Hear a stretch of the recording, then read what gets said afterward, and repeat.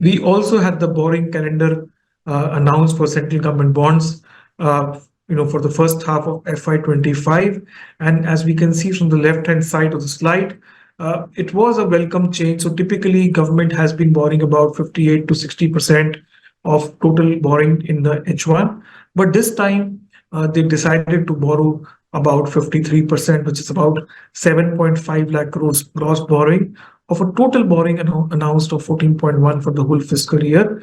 So, and even if you look at the composition of the borrowing on the right-hand side, the government has starkly increased the issuance on the 30-year plus segment. So, if you look at on the 0 to 5 or 5 to 9 year segment, that issuance has come down and it has been gradually increased on the long end. And if you look at the weighted average maturity of issuances, it's planned about 20.8 years compared to 17.9 years for H1 FY24. So this is, we believe, is quite positive and constructive for short to moderate end of the yield curve, which is broadly about 5 to 7 years, yield curve, because the issuance there is slowing down.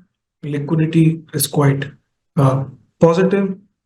Yields are likely to be stable, and hence this bodes well for steepening of the yield curve. So probably we will see short end outperforming the long end in the first half, which will be quite in contrast to what we saw during the last year, where the long end outperformed the short end because of lower supply of government bonds.